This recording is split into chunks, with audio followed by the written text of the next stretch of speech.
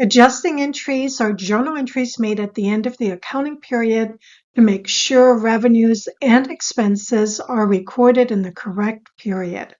In this video, I'll explain why adjusting entries are needed and cover the 4 major types of adjusting entries.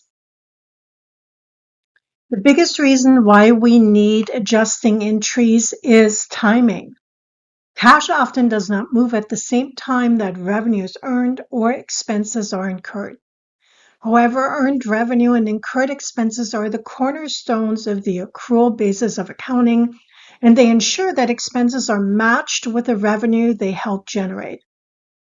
An example might be when a company pays insurance in December 2025, but the insurance policy is for January to June 2026. The cash leaves the company in December, but the expense belongs to future months. So does the expense belong to 2025? Definitely not. That's what we call a prepaid expense. Adjusting entries solve these timing differences and ensure that revenues and expenses appear in the period where they belong.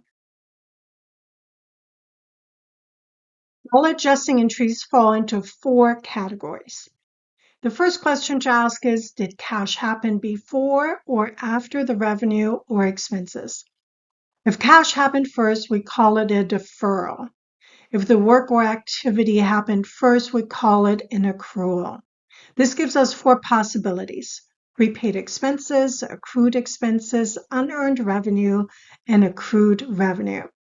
If you can identify whether the cash came before or after, you can usually determine the correct adjusting entry. Deferrals occur when cash happens first. One example is prepaid insurance. The company pays cash up front, records an asset called prepaid insurance, and then gradually recognizes insurance expense over time. Another example is depreciation. When a company purchases equipment, the cash payment occurs on the purchase date, but the equipment provides benefits for many years. Instead of recording the entire cost as an expense immediately, accountants spread the cost over the useful life of the asset. The adjusting entry debits depreciation expense and credits accumulated depreciation, which is a contra asset account. The goal is to match the expense with the periods that benefit from using the asset. Revenue deferrals work the same way, and the most common type of revenue deferrals are subscription revenue, where the customer pays up front, but the services are delivered over future months. Accruals are the opposite of deferrals. With accruals, the work happens first and cash comes later.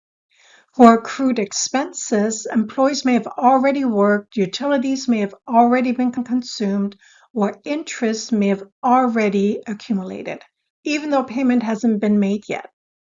In those cases, we record both the expense and a liability. For accrued revenue, the company has already earned the revenue but has not yet received payment. Examples include services provided to customers or interest earned on investments. In these situations, we record the revenue now and record an asset, usually accounts receivable, until the cash is collected later.